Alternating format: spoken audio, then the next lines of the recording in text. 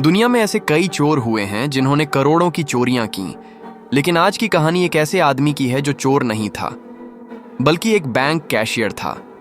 उसकी जिंदगी बहुत साधारण थी, लेकिन उसे सिर्फ एक चीज का जुनून था, दुनिया के सबसे खतरनाक और अनसुलझे लॉकर्स को खोलना। तो आखिर एक साधारण बैंक कैशियर कैसे दुनिया का सबसे बड़ा लॉकर चोर बन गया? और क्या वह उन तिजोरियों को खोल पाया जिन्हें दुनिया नामुमकिन मानती थी? जानने के लिए कहानी को आखिर तक जरूर देखिए। कहानी की शुरुआत में हमें सेबेस्टियन नाम का एक बैंक कैशियर दिखाया जाता है, जो अपने लैपटॉप के सामने बैठकर वीडियो बना रहा होता है। वीडियो में वो एक आदमी की कहानी सुनाता है जिसने दुनिया के 4 सबसे कॉम्प्लिकेटेड लॉकर्स बनाए थे, लेकिन एक दिन उसने खुद को ही एक लॉकर के अंदर कैद कर लिया। सबका मानना था कि वह मर चुका है, इसलिए उस लॉकर को पानी के अंदर बहा दिया गया। लेकिन उसके बाकी 3 लॉकर्स आज भी इस दुनिया में मौजूद हैं, मगर वो कहाँ हैं ये कोई नहीं जानता। यहाँ हमें पता चलता है कि सेबेस्टियन यूट्यूब के लिए वीडियो बनाता है। इसके बाद सेबेस्टियन अपने बैंक जाता है, जहाँ एक लेडी उस पर चिल्ला रही होती है क्योंकि उसे उसका चेक नहीं मिला। तभी सेबेस्टियन टीवी पर चल रही न्यूज़ देखता है, जिसमें बताया जा रहा होता है कि ज़ॉम्बीज़ का अटैक शुरू हो गया है। यह देखकर सेबेस्टियन घबरा जाता है और उसके सामने खड़ी लेडी भी उसे ज़ॉम्बी जैसी लगने लगती है। इसी वजह से वह गलती से उसे किसी और का चेक दे देता है। फिर उसकी लेटेस्ट यूट्यूब वीडियो पर एक कमेंट आता है जिसमें लिखा होता है, अगर तुम अपना टैलेंट दिखाना चाहते हो तो दी गए पते पर आ जाओ। इसके बाद सेबेस्टियन उस जगह पहुंच जाता है जहां बहुत सारे लोग मौजूद होते हैं। यहां लॉकर खोलने का कंपटीशन चल रहा होता है और सेबेस्टियन को भी इसमें हिस्सा लेने के लिए कहा जाता है, क्योंकि उसकी आखिरी यूट्यूब वीडियो लॉकर खोलने के बारे में थी। सेबेस्टियन एक बैंक में कैशियर भी है, इसलिए उसे लॉकर्स की अच्छी समझ होती है। वहां बहुत सारे लोग भी मौजूद होते हैं जो पार्टिसिपेंट्स पर पैसे लगा रहे होते हैं। कंपटीशन में कुल 8 लोग होते हैं जो एक एक करके अपने लॉकर खोलना शुरू करते हैं। सेबेस्टियन चौथे नंबर पर आता है। धीरे धीरे सिर्फ 4 लोग बचते हैं और फिर उनमें से 2 लोगों को फाइनल के लिए चुना जाता है, जिनमें सेबेस्टियन भी शामिल होता है। अब फाइनल राउंड शुरू होता है। सेबेस्टियन और उसका दूसरा कंपटीटर एक बहुत ही कॉम्प्लिकेटेड लॉकर के सामने खड़े होते हैं। इस लॉकर को खोलने के लिए दोनों के पास सिर्फ 180 सेकंड्स होते हैं।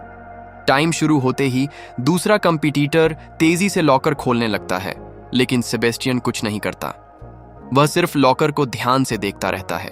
जब सिर्फ 30 सेकंड्स बचते हैं, तब वह लॉकर को हाथ लगाकर उसे फील करता है और अगले ही पल एक झटके में लॉकर खोल देता है। यह देखकर वहां मौजूद सभी लोग हैरान रह जाते हैं और इस तरह से सेबेस्टियन यह कंपटीशन जीत जाता है। यहीं पर उसकी नजर एक लड़की पर पड़ती है जिसका नाम ग्वेंडलिन होता है। वह एक ज्वेल थीफ होती है, यानी कि हीरों की चोरी करने वाली।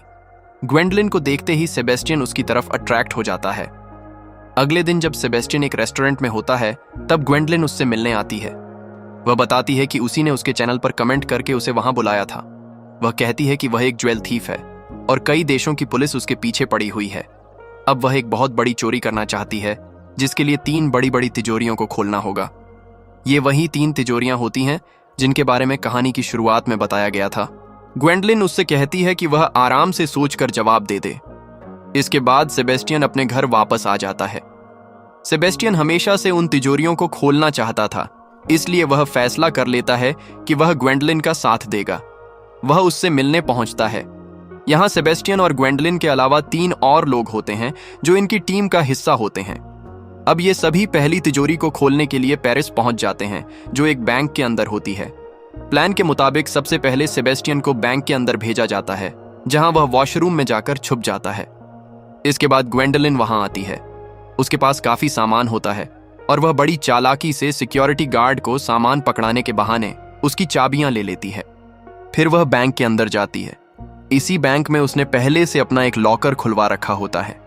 बैंक एम्प्लॉई उसे उसके लॉकर तक छोड़कर वहां से चली जाती है। इसके बाद ग्वेंडलिन सेबेस्टियन के पास पहुंचती है और उसे एक लिफ्ट के जरिए उस जगह ले जाती है जहां वह तिजोरी रखी होती है जिसे सेबेस्टियन को खोलना है। तिजोरी को देखकर सेबेस्टियन बहुत खुश हो जाता है, क्योंकि वह हमेशा से इसे खोलना चाहता था। वह म्यूजिक चलाता है और ध्यान से पहला लॉक खोल देता है, लेकिन अभी 2 लॉक और बाकी होते हैं। सेबेस्टियन एक एक करके उन दोनों लॉक्स को भी खोल देता है और आखिरकार तिजोरी का दरवाजा खुल जाता है। अंदर ढेर सारा पैसा रखा होता है। वे सारे पैसे बैग्स में भर लेते हैं और बड़ी आसानी से बैंक से बाहर निकल जाते हैं, क्योंकि उनके बाकी साथी बैंक एम्प्लॉइज को डिस्ट्रैक्ट कर रहे होते हैं। और इस तरह इनकी पहली चोरी कामयाब हो जाती है। अब ये लोग प्राग के लिए निकल पड़ते हैं, क्योंकि दूसरा लॉकर वहीं पर होता है। लेकिन इनकी चोरी की खबर पुलिस तक पहुंच जाती है। सीसीटीवी कैमरे में पुलिस ने ग्वेंडलिन को देख लिया होता है, क्योंकि वह एक इंटरनेशनल चोर है। एक पुलिस ऑफिसर अपने साथियों से कहता है कि 5 साल पहले वह ग्वेंडलिन को पकड़ने ही वाला था, लेकिन वह उसके हाथ से निकल गई थी। इस बार वह उसे किसी भी कीमत पर नहीं छोड़ेगा। पुलिस वाला समझ जाता है कि अगर इन्होंने पहला लॉकर लूट लिया है तो अब इनका अगला निशाना प्राग वाला लॉकर ही होगा। इसलिए वह अपनी टीम के साथ प्राग पहुंच जाता है। वहीं दूसरी तरफ इनकी पूरी टीम पहले से वहां पहुंच चुकी होती है। लेकिन प्राग का बैंक लूटना इतना आसान नहीं होता, क्योंकि यहाँ की सिक्योरिटी बहुत ज्यादा एडवांस होती है। इनकी साथी कोरिना पहले ही बैंक के सिस्टम को हैक कर चुकी होती है।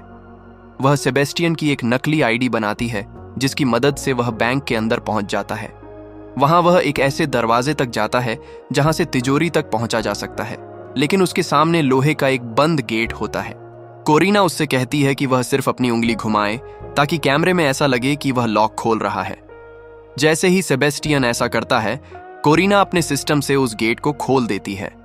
लेकिन अब सिक्योरिटी को सेबेस्टियन पर शक होने लगता है, क्योंकि जिस दरवाजे से वह अंदर गया था, काफी समय बीत जाने के बाद भी वह बाहर नहीं आया था। वहीं सेबेस्टियन लिफ्ट में पहुंचता है, जहां उसे ग्वेंडलिन मिलती है। अब दोनों तिजोरी की तरफ बढ़ते हैं, लेकिन जैसे ही लिफ्ट का दरवाजा खुलता है, बाहर कई गार्ड पहले से ही खड़े होते हैं। ग्वेंडलिन बहुत अच्छी फाइटर होती है। वह सभी गार्ड्स को मारकर बेहोश कर देती है। लेकिन अब तक बैंक की सिक्योरिटी को पता चल जाता है कि कोरिना ने जिस दरवाजे को हैक करके खोला था, उसे चाबी से नहीं खोला गया। इसलिए बैंक की सिक्योरिटी तुरंत सारे दरवाजों को ब्लॉक कर देती है। जब कोरिना को यह पता चलता है, तो वह अपने 5वें साथी ब्रेड को उनकी मदद के लिए भेजती है। दरअसल ब्रेड ग्वेंडलिन का बॉयफ्रेंड भी होता है। ब्रेड बैंक के अंदर जाकर सभी बैंक एम्प्लॉइज को गन पॉइंट पर ले लेता है, ताकि उनका ध्यान भटकाया जा सके और सेबेस्टियन व ग्वेंडलिन को थोड़ा समय मिल जाए। वहीं दूसरी तरफ पुलिस ऑफिसर बैंक के बाहर मौजूद होता है। काफी देर तक जब ग्वेंडलिन और उसके साथी बाहर नहीं आते, तो उसे शक होने लगता है और वह बैंक के अंदर जाने लगता है। तभी एक सिक्योरिटी ऑफिसर उसे बताता है कि जिस तिजोरी की वह बात कर रहा है, उसे 1 हफ्ते पहले ही इस बैंक से दूसरे बैंक में शिफ्ट कर दिया गया था। यानी इस वक्त पुलिस वाला जिस बैंक के बाहर खड़ा है, वह वही बैंक नहीं होता जहां सेबेस्टियन और ग्वेंडलिन चोरी कर रहे होते हैं। उधर सेबेस्टियन और ग्वेंडलिन तिजोरी तक पहुंच चुके होते हैं। सेबेस्टियन तिजोरी खोलने की कोशिश करता है और इस दौरान उससे एक गलती हो जाती है। वह ग्वेंडलिन से कहता है कि अगर अब एक और गलती हुई तो यह लॉक कभी नहीं खुलेगा। लेकिन कुछ देर बाद सेबेस्टियन लॉक खोल देता है और तिजोरी का दरवाजा खुल जाता है। अंदर ढेर सारे डॉलर्स रखे होते हैं। दोनों सारे डॉलर्स बैग में भर लेते हैं। उधर जैसे ही ब्रेड को पता चलता है कि काम हो गया है, वह बैंक से बाहर निकलने लगता है। लेकिन तभी उसके सामने सिक्योरिटी आ जाती है। तभी सिक्योरिटी ब्रेड पर गोली चला देती है। गोली उसके कंधे पर लगती है, लेकिन वह किसी तरह खिड़की तोड़कर बाहर निकल जाता है और अपनी गाड़ी तक पहुंच जाता है। ब्रेड के बाहर निकलते ही बैंक में मौजूद सभी लोग अपनी जान बचाने के लिए भागने लगते हैं, क्योंकि हर तरफ अफरा तफरी मच चुकी होती है। इसी मौके का फायदा उठाकर ग्वेंडलिन और सेबेस्टियन भी पैसों से भरे बैग लेकर बैंक से बाहर निकल जाते हैं। दोनों गाड़ी की तरफ भाग रहे होते हैं। ब्रेड ग्वेंडलिन का हाथ पकड़कर उसे गाड़ी के अंदर, तभी उसे एहसास होता है कि सेबेस्टियन ग्वेंडलिन को पसंद करता है और शायद वह उसे उससे छीन सकता है। इसी वजह से ब्रेड सेबेस्टियन का हाथ छोड़ देता है, जिससे वह सड़क पर गिर जाता है। यह देखकर उसके बाकी साथी भी हैरान रह जाते हैं। अब सेबेस्टियन अपनी जान बचाने के लिए भागने लगता है। पुलिस भी उसका पीछा करती है, लेकिन वह किसी तरह वहां से बचकर निकल जाता है। गाड़ी के अंदर ग्वेंडलिन अपने बॉयफ्रेंड ब्रेड से पूछती है कि उसने ऐसा क्यों किया। ब्रेड कहता है कि उनके पास पहले से ही बहुत पैसा है और अब तीसरे लॉकर को चुराने की कोई जरूरत नहीं है, इसलिए उन्हें सेबेस्टियन की भी जरूरत नहीं है। लेकिन ग्वेंडलिन कहती है कि वह यह सब सिर्फ पैसों के लिए नहीं कर रही। इसके बाद वह गाड़ी से उतर जाती है। उसके साथ कोरिना भी नीचे उतर जाती है। यानी अब दोनों ने ब्रेड का साथ छोड़ दिया था। ब्रेड वहां से अकेला चला जाता है। वहीं दूसरी तरफ जब सेबेस्टियन रात को अपने घर पहुंचता है तो वह देखता है कि वहां ग्वेंडोलिन और कोरिना पहले से मौजूद हैं। उन्हें देखकर सेबेस्टियन को बहुत गुस्सा आता है। सेबेस्टियन उन दोनों को वहां से जाने के लिए कहता है। तब ग्वेंडोलिन उसे बताती है कि ब्रेड सिर्फ पैसों के लिए चोरियां कर रहा था, लेकिन वे ऐसा पैसों के लिए नहीं कर रहे। उनका मकसद इतिहास में अपना नाम दर्ज करवाना है, इसलिए तीसरे लॉकर को तोड़ना और उसे लूटना उनके लिए बहुत जरूरी है। ये सुनने के बाद सेबेस्टियन मान जाता है। वह कहता है कि वह भी हमेशा से उस लॉकर को खोलना चाहता था। इसके बाद तीनों एक बार फिर तीसरे लॉकर की तरफ निकल पड़ते हैं। वहीं दूसरी तरफ पुलिस ऑफिसर को सेबेस्टियन का यूट्यूब चैनल मिल जाता है। वहां कमेंट्स देखकर उसे समझ आ जाता है कि सेबेस्टियन भी इस गैंग का हिस्सा है। हालांकि उसका कोई भी क्रिमिनल रिकॉर्ड नहीं होता, लेकिन पुलिस ऑफिसर सोचता है कि सेबेस्टियन के जरिए वह इस पूरे प्लान के मास्टरमाइंड तक पहुंच सकता है। उधर सेबेस्टियन, ग्वेंडोलिन और कोरिना तीसरे लॉकर को लूटने के लिए स्विट्जरलैंड पहुंच जाते हैं। यह लॉकर एक क्लब के अंदर होता है। इसी बीच पुलिस ऑफिसर भी अपनी टीम के साथ वहां पहुंच चुका होता है। वह कैमरों और रेडियो के जरिए पूरी जगह पर नजर रख रहा होता है। तभी उसे कोरिना की आवाज सुनाई देती है।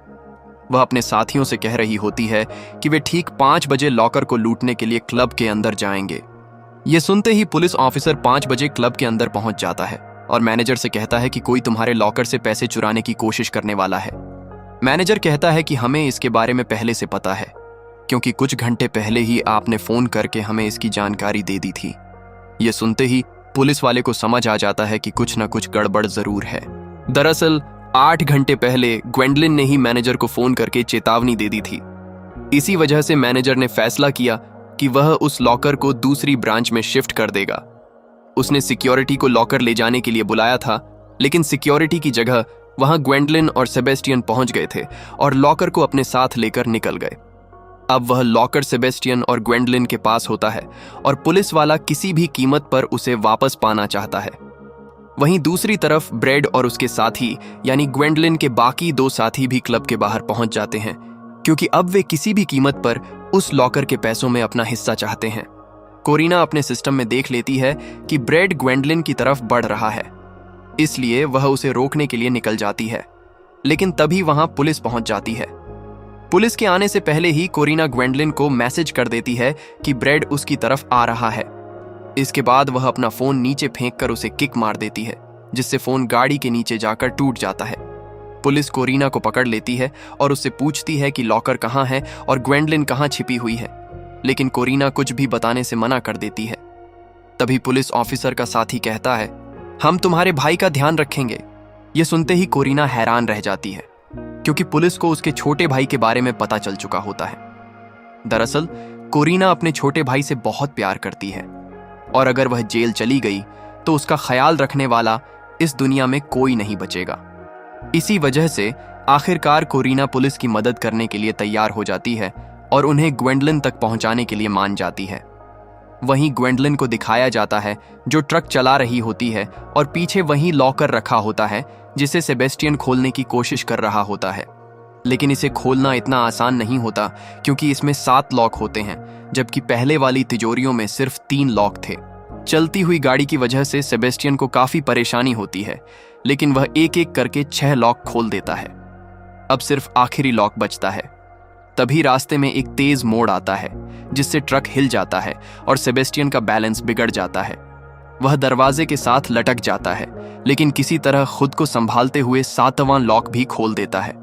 यानी उन्होंने उस तीसरी तिजोरी को भी खोल दिया, जिसे आज तक दुनिया में कोई नहीं खोल पाया था। अपने आप में यह एक इतिहास बन चुका था।